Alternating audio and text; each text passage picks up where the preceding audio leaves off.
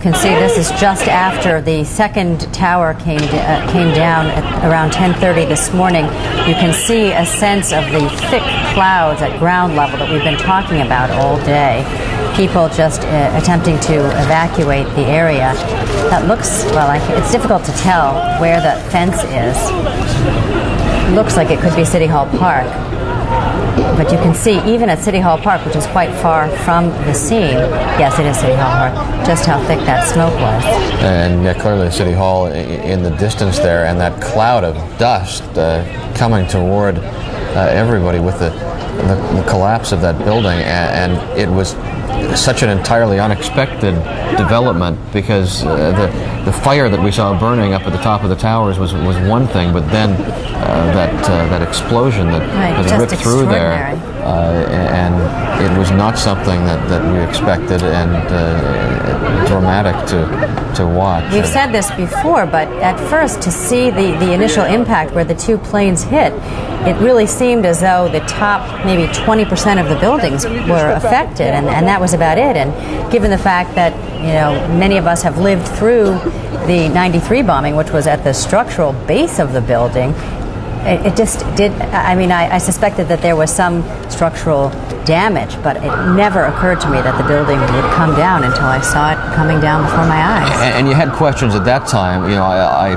went through my head, is the World Trade Center going to open again, or are they going to have to clear things out and tear it down? But at that point, my head was thinking of a relatively orderly evacuation, people going down the stairs at the World Trade Center. And then we saw the first of the towers get ripped down in that explosion, and then 20 or 25 minutes later, the second. If you think about how many flights there are, probably how many stories were there? 113, something like that. You know, the amount of time that it would take to get down if you were anywhere in the area that was possible to, you know, which wasn't utterly destroyed. I mean, I think it would take the better part of an hour. So I have to imagine that a lot of people, even if it was an orderly evacuation, a lot of people were still in that building trying to get out of that building when it came down, in both cases. We'll continue to look at some of this videotape. This is unedited videotape that's coming back to us from our various field crews who got down to the area of the World Trade Center, shot this videotape, and have now delivered it back here. Of course, it's difficult for us to move our live facilities in and out of there, so in some cases the easiest way for us to bring this videotape to you is actually physically to bring it back here uptown, and now back to a live picture as the smoke continues to come from the area of Lower Manhattan after this terrorist attack on the World Trade Center towers. When you think about the force involved here, I mean, when in the 93 bombing, I came to see the base of the World Trade Center 6 months after that bombing, and it was still an enormous crater. I mean, a lot had been done to restore order and to rebuild, but it was still an enormous crater, and there was still a lot of damage and a lot of buildings closed. I cannot imagine how long it will take to rebuild the physical building, I mean, to say nothing of the loss of lives. Yogi Colonna, New York One photographer, with us again here. And Yogi, this is the scene when both towers were still standing, when we had no sense of the magnitude of this. You were in Brooklyn at that time. Mm-hmm. Were you able to see some of this from there? Oh yes, I was. Yes, I shot some video also of it from the Brooklyn side. And at what point, as you were making your way, as you were going across the Brooklyn Bridge, were the two towers still standing? Oh yes, they were still standing. And then when I hit like Gold Street on the Brooklyn side, almost by the Brooklyn Bridge, like I said, people would just say, oh, look, it went down. You can see part of the building just sort of hanging out over the edge, mm-hmm. as it had been sort of burst from within. The footprint of both of these buildings is massive, and the infrastructure it takes to operate the buildings daily. There would be natural gas services, electrical services, water lines running through the building, and one of the things that investigators will look for is some sense of what it was that tipped off those explosions there would have been a huge amount of jet fuel on those planes as they crashed into the building, but it looked like a lot of that burned up immediately on impact. And one of the questions that will be asked is what happened up there 90 or 100 stories up that caused that catastrophic second explosion in both towers, which in the overall magnitude of this, it's that second explosion, it's the collapse of the towers that is really going to mean there is a huge death toll here. The initial impact was relatively confined compared to what we're dealing with now. Right, and again, I don't know why I remember this fact, but in the base of the World Trade Center, there are literally dozens of steel reinforced beams, I-beams, that are the strongest, that you can possibly have, and the tower was built in order to sustain strong winds because it's so tall and so thin. So to imagine the impact of these planes, given that it was already built to sustain, very intense winds and blows, and that there were just dozens of these I-beams, which were a foot. It's staggering to contemplate. Yogi Colon, we appreciate you being up here with us, and it has been a difficult morning. We thank you for thank you. all of your efforts. Let's get on to some idea of transportation throughout the city. We've got roadways shut down, mass transit either plugged up because of the congestion in the streets, or closed entirely in the case of most subway service. A lot of people are trying to get out of some of the trouble spots by sea, and they have set up an emergency evacuation service in Lower Manhattan. For that, our Manhattan reporter Rebecca Spitz joins us from the west side with more on this exodus. Rebecca? It is hard enough to get around Manhattan, even harder to get off of it. As we've been reporting, bridges and tunnels are closed and local highways are only open heading north. That has left thousands and thousands of people stranded, scared, and desperate to get home. We are here on Pier 84 on the west side of Manhattan at 42nd Street and 12th Avenue, where the Circle Line has turned its sightseeing cruise into a free shuttle for anyone wanting to go to Lincoln Harbor or Weehawken, New Jersey. Executives here tell us they have already ferried thousands of people across the river and expect to ferry even thousands more before the day is over. The line here stretches well beyond where I can see, and the people on it tell us it cannot move fast enough. A lot of us from New Jersey, so we're just trying to get across the river. We were all fortunately at Midtown Manhattan today for a meeting, even though our office is downtown. I really feel bad. I feel like I've been just slapped in the face. And I'm worried about my two nephews. As a matter of fact, today's my nephew's birthday. He's 3 years old, and I think it's a shame. Yeah, I just, like to leave the mess behind. Now, each boat holds between 500 and 550 people. The trips take about 10 to 15 minutes, and they're free. The Circle Line tells us it will run this service all day and all night if it has to. So if you need to go to New Jersey, you may want to head here to Pier 84 on 42nd Street and the West Side Highway. The line could take a while, but this could very well be your best bet if you need to get across the river to get home today. That's the latest from here on the West Side. I'm Rebecca Spitz. Let's go back to you. Here comes Rebecca Spitz. This is the view a short time ago toward the World Trade Center from across the harbor on Staten Island. Thousands of people left that area, headed to Staten Island on the ferry. Many of the people there, employees in the World Trade Center who had escaped with their lives at that point. We heard an explosion at first as I was sitting in my chair at 2 World Financial Center, and immediately after that we saw the building swaying through the windows, so we evacuated the building, and I proceeded to the water side of the building. I tried to get as far away as I possibly could, and about maybe 3 or 4 minutes after that I saw what appeared to be a 737 jet plane flying at about 100 feet off the ground, and it flew right into 2 World Trade Center. It immediately exploded into the tower, and at that point I just decided to head down for the ferry. We were around when it happened years and years ago when the bomb went off. I obviously didn't work there, but you never thought that anything like this could ever happen again because of all the tighter security since the last terrorist act. But as you can see, obviously they can get to any place, anywhere. So it's definitely a bit surreal. And looking at it from afar, I just hope to God that everybody's all right in there. Whoever was in the building at the time, I hope that they made it out okay. Many of the people we spoke to, like that last man, were on their way to work when they actually saw that first plane crash into the tower from the ferries they were on, they immediately turned around and headed back to Staten Island at that point. Now, also, we've been talking about the situation of schools closing. Parents should know that 3 schools in the area of the World Trade Center have been evacuated: Economics and Science, Leadership and Public Service, and Murray Bergtraum.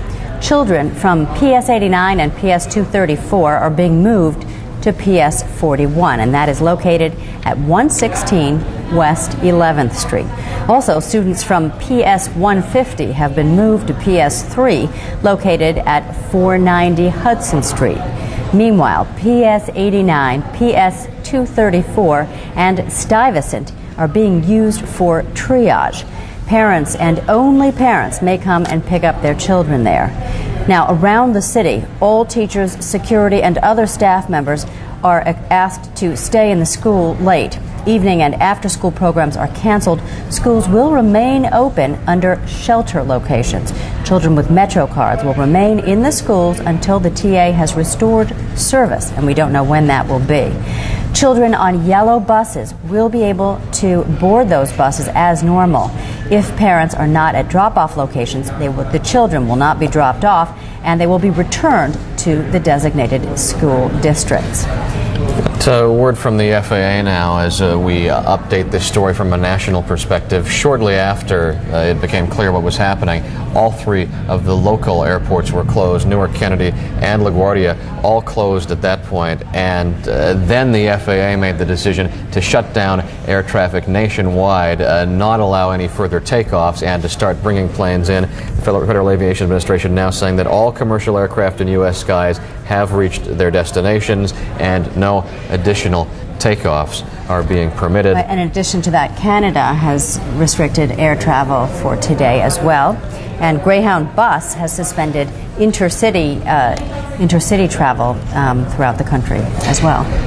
We've been talking about the fact that there is a need for blood donations, and as they try to get a handle on the situation in the area around the World Trade Center and on the number of casualties, they will be looking to have as much blood supply as possible so they can react to things.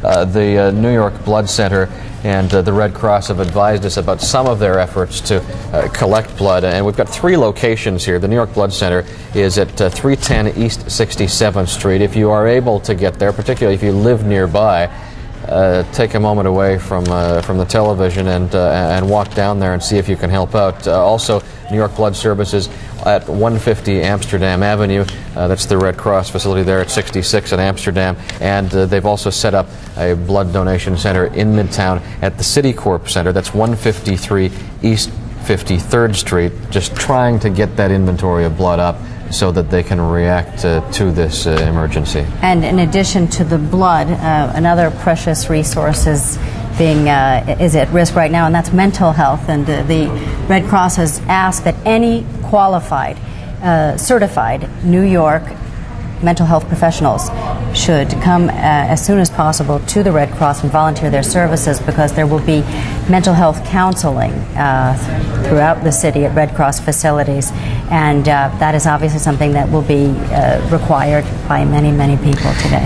As we've been speaking to all of our reporters, they not only have their stories as they cover this developing story, but also some personal stories as New Yorkers about trying to move around the city.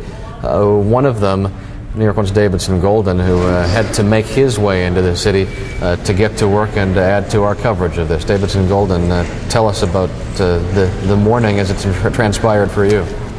Well, Pat, it was a whole crew of us from New York 1. We're trying to make our way back from Westchester, back on into the city. And the first thing we can tell all the viewers that we have in Brooklyn, the Bronx, Queens, and Staten Island is they're not joking. They really do have roadblocks at all the bridges and all the access areas into the city. On the way out of the city, there are highway information signs. Actually, it's very sort of eerie, say state of emergency. On the way back in, before the roadblocks, they say police activity in Manhattan, avoid Manhattan. So for people that are trying to come in, you should really just stay at home or near where you are, because there really is no way into the city. And in fact, what we also did see is that there's a huge exodus of people walking north out of the city. We were by the First Avenue Bridge on the Bronx side. Those are the pictures you're seeing now, and it's just a steady stream of people, hundreds, probably thousands. We didn't spend all that much time there in the end, trying to make their way out of the city. For the most part, though, they're in good spirits, including one man we talked to. He walked all the way from the stock exchange where he works this morning after seeing the explosion.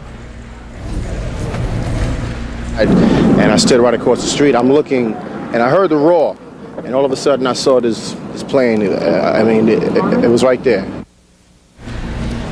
Well, there were also some other people that we talked to coming off the bridge, and we asked about their experiences. We had people walking from the west side in the 30s, people walking from the 20s on the east side. And across the board, they had the same story to tell, which is, so they described it as a parade of people walking through the city. And I think we have some more sound from some of them as well. We have been walking for an hour over here. It's like really treacherous. My feet is hurting, but we have to do it the best way we know how, because there was no subways running and no buses. It's crowds. It looks like another parade.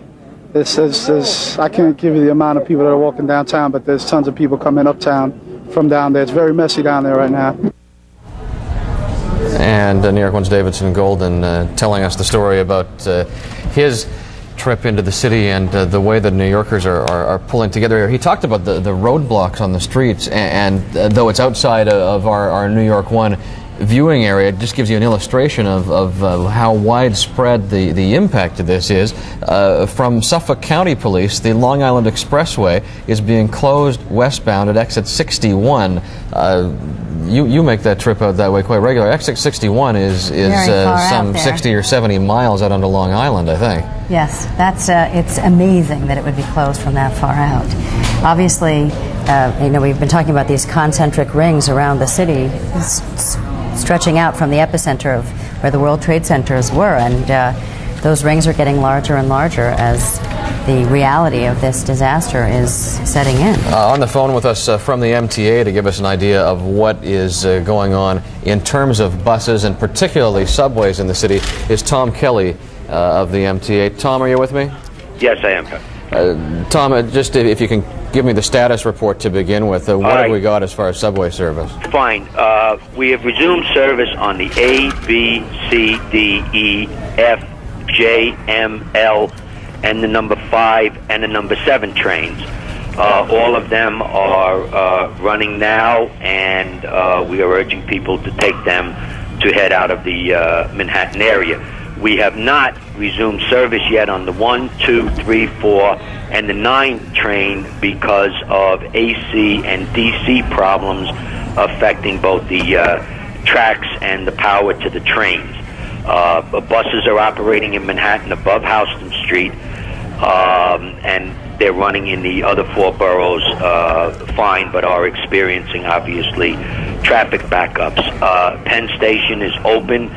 We have limited eastbound service out of Manhattan, as well as Grand Central Terminal is open, also with limited service out of Grand Central. On the Long Island Railroad, Atlantic Terminal in Brooklyn and Hunters Point in Queens are up and operational.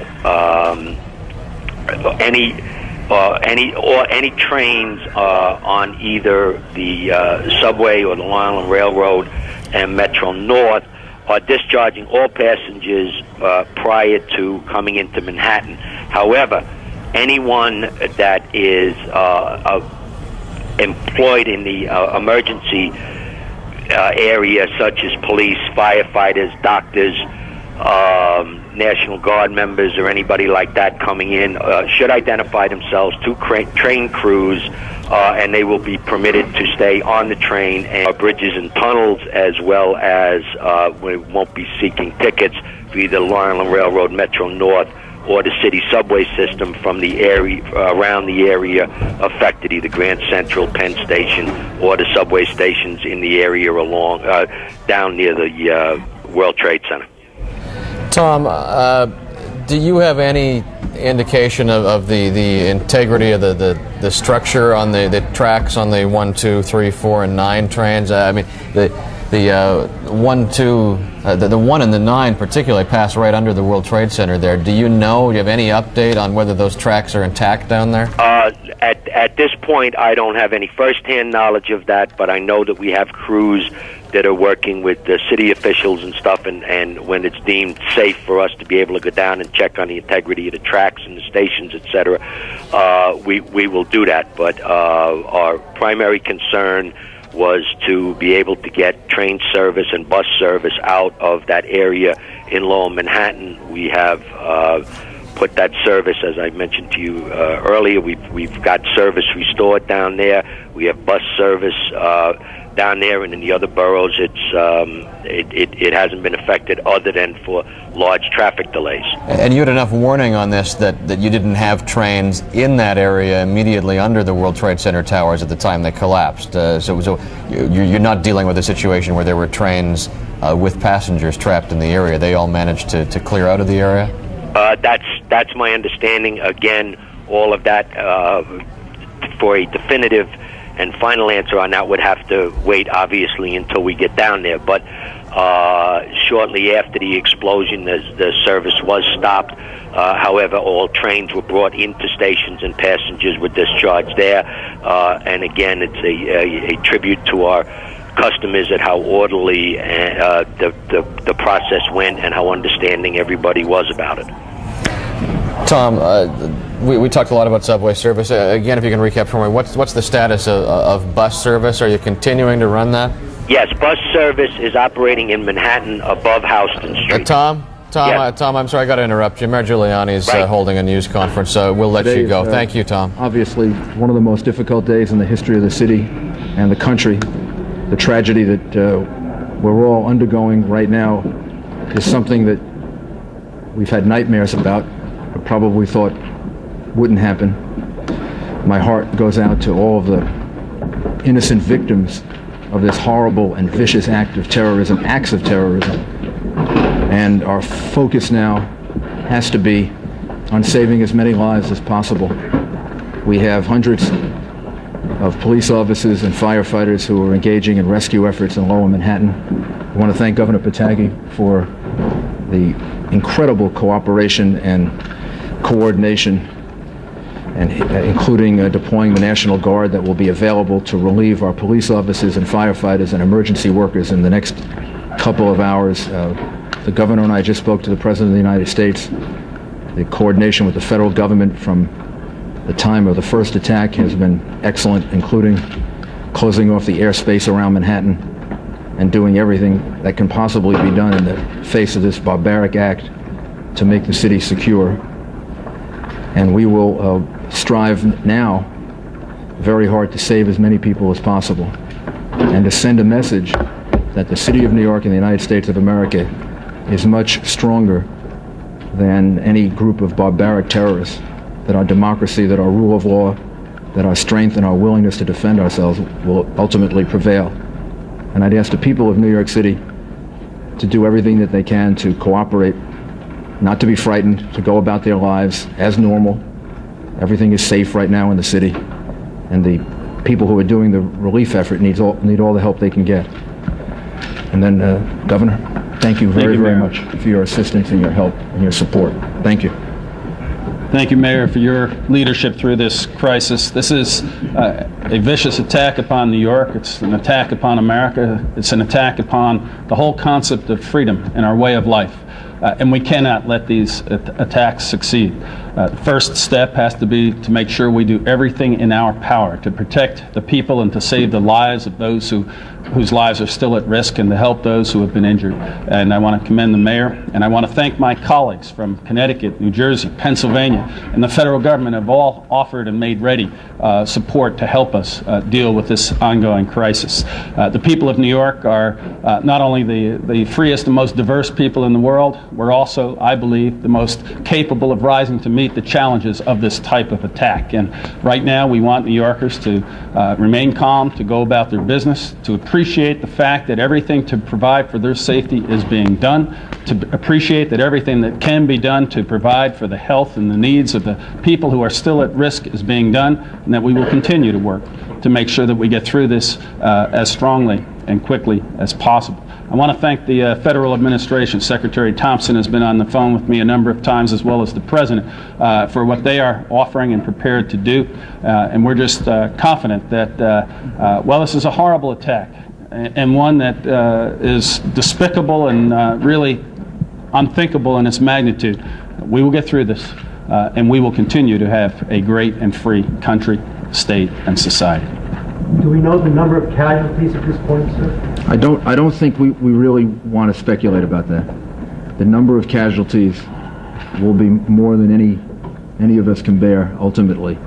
And I don't think we want to speculate on the number of casualties. The effort now has to be to save as many people as possible. There are large and I don't think we will know the answer to that until sometime tomorrow or the next day. Were there large numbers of firefighters? There are a large number of firefighters and police officers who are in harm's way, and we don't know how many we've lost. But there's no doubt we've lost some firefighters and police officers. Do you know anything about the cause of the explosions that brought the two buildings down yet? Was it caused by the planes or by something else? We There was a second explosion? we believe that it was caused by the after effects of the planes hitting the buildings. We don't know of an additional explosion after that. Could you tell us, do you expect any further attacks on New York? Is there anything to indicate that there could be more bombs, more planes out there? I know originally there was a report that 8 planes had been hijacked, 4 have only been accounted for. What about the remaining 4? And is there any possibility that there could be bombs on the ground planted by some... We have no specific information to that effect. Obviously, the city is now closed. The airspace around the city is closed.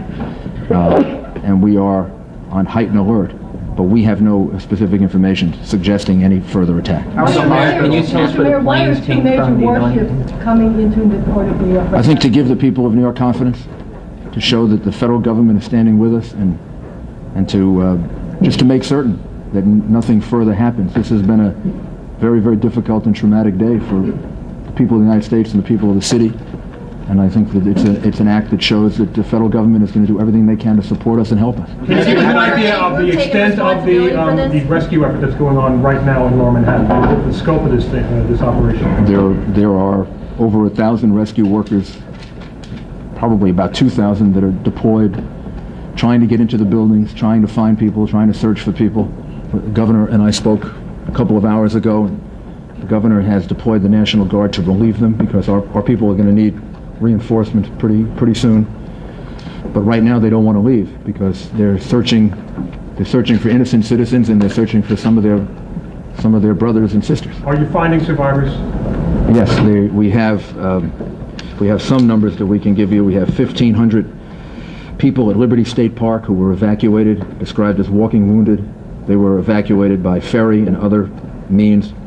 There are about 600 as of about 15 minutes ago in local hospitals that we account for. 600 people that are being treated in local hospitals, and there are 150 in particular that were critical, that were moved by EMS.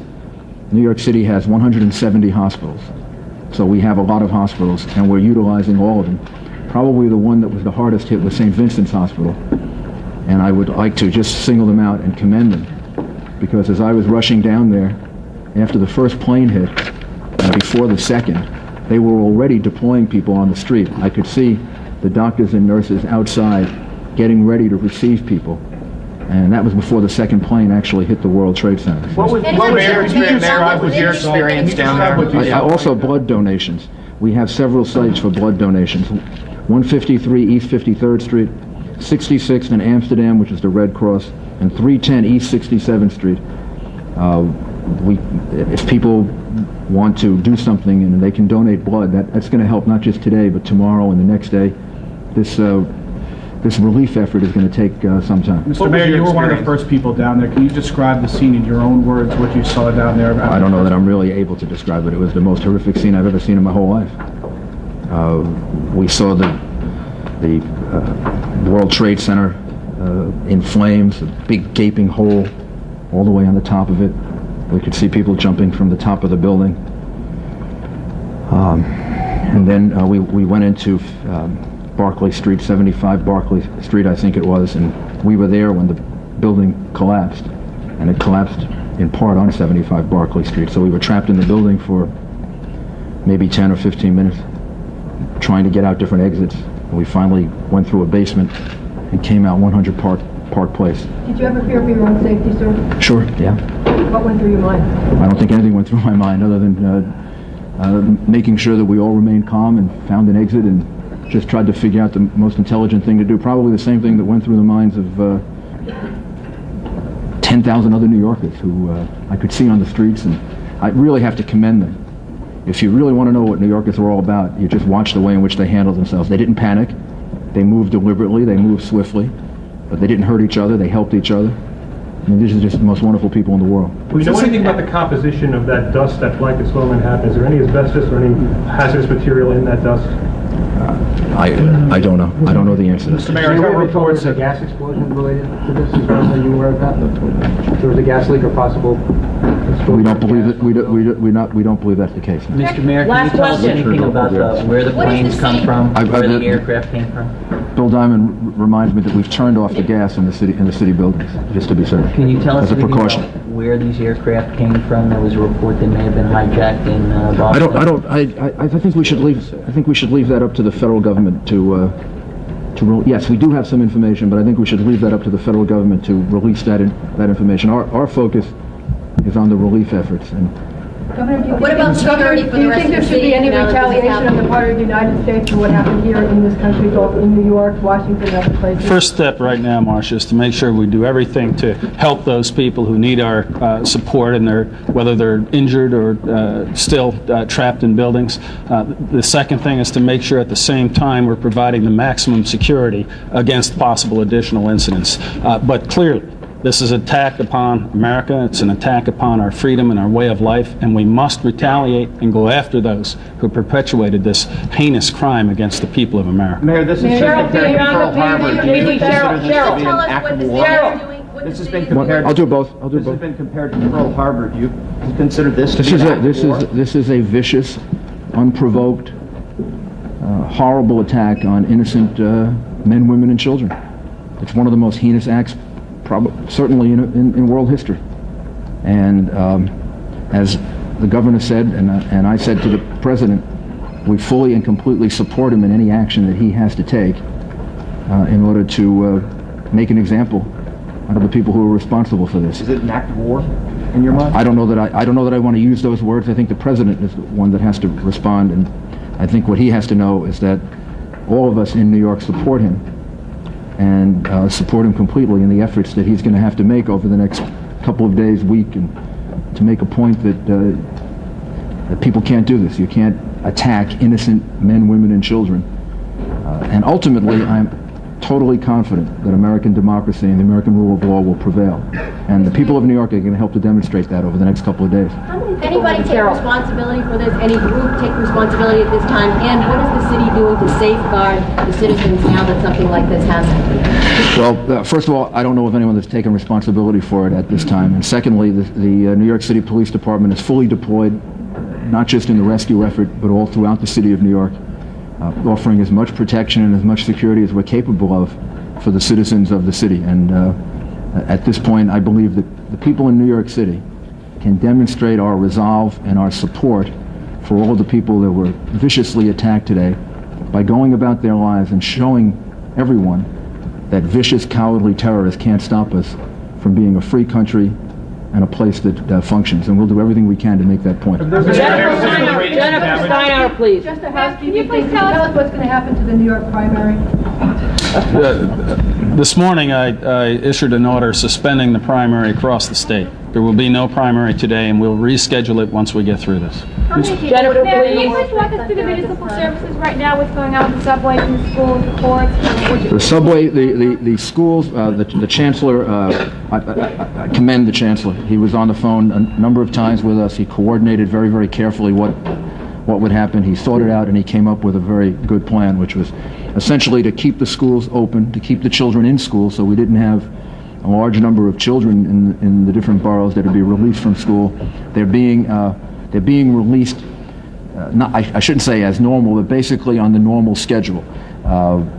If parents aren't there to pick up the young children, then the children will be taken to a center, and the parents will be notified to come and pick them up. The children who have Metro cards, who normally travel on the subway, will be able to do that. The subways are functioning in 4 of the 5 boroughs, and can we get an update, Joe, on how the subway is doing in Manhattan? All the lettered lines are working. And in Manhattan? In Manhattan lines, all the lettered lines. All the lettered lines are working, including in Manhattan, and throughout the rest of the city, public transportation is normal. So the children should be able to return from school in the normal fashion. And if any children don't have parents to pick them up, then we'll hold them, let the parents know, and then the parents can come and pick them up. Mr. Mayor, you mentioned you were on Barclay Street. What's the radius of damage that's been affected? How many other side streets around the world? I don't think we know yet. The whole area of Lower Manhattan has been very much affected by it. How many police and fire are involved? Like how many all NYPD off-duty officers, as they come in, or like all NYPD and FDNY officers are on duty now, and we're going to need all of them. And again, thanks to the governor and the way in which the state reacted, we will have 1,600 National Guard to relieve them over a period of time, so we can get some relief for them. If anybody's looking for someone that may have been in the World Trade Center or in and around that area, what should they do? How can they do it? We're going to give you numbers so that we can try to help coordinate that. Individual businesses have already done that, but we will as soon as we can find some time from the relief efforts, give you a number in which people can call, and then we can direct them to the right place. The National Guard looting or anything like that? Any lawlessness? There have been no reports of lawlessness, no reports of looting. As I said, we saw a lot of people that were part of the escape effort, and they seem to be conducting themselves in a very, very sensible way, a very deliberate way. They seem to be helping each other. So I don't think we have any reports like that at all. So the only National Guard we'll see will be in Lower Manhattan, in the bomb site area. They won't be patrolling the rest of Manhattan. No, the purpose of it is to help with the relief effort. We're gonna need the help of the state, surrounding areas with heavy duty equipment. When will they be arriving? National Guard troops, some have arrived already, and we expect to have up to close to 2,000 between the National Guard and the state police by later this evening. Mayor, bridges and tunnels will have to stay closed indefinitely? I think everything is closed for now, and then maybe in about an hour or two we can give you an update on what the plan will be for tomorrow. We saw a lot of lightly injured people walking out of the area because obviously the emergency services were needed for the very seriously injured. People covered with dust, some people had difficulty breathing. Is there any health advice to give to people who were caught in this thing, who are not necessarily at risk of losing their life, but I think obviously if you feel ill or you feel that you've been affected by it, you should go to a hospital and get checked out. But if it's just discomfort that you feel, then you can do basically what we did, was to wash our faces off and get rid of the clothes and get to an area where you can breathe in fresh air. How many people were in the World Trade Center at the time of this attack? It was business had already started. It was right before 9 o'clock. I don't know. Tens of thousands? Yes. Approximately. Someone just gave me a number of approximately 10,000, but that's a guess. How long will the city remain on a heightened state of alert? Until we're told not to. Until the FBI and the police department and the federal government tells us that we shouldn't. Right now, the city is should be on a state of alert. Now, instead of frightening people, that should make people feel more confident that everything is being done to keep things secure. And again, let me emphasize that the reason for the National Guard, because I heard the question before, is to help with the relief effort, not because there's any fear of any other problems in the city right now. How is the Port Authority tell us about the the other public areas, City Hall, One Police Plaza? When will it be safe for you to return? I don't know yet. Hopefully soon, but I don't know the answer to that. And we heard reports that One Police Plaza was evacuated. Was that true? No, the command center is open. And it was never. We have people in the command center right now. Mr. Mayor, there have also been reports of large loss of life among the police and firemen who were sent there to rescue people. How accurate are those reports? There is no question that we lost police officers and firefighters, and some that I know personally, and all of us here know personally, that we're very worried about.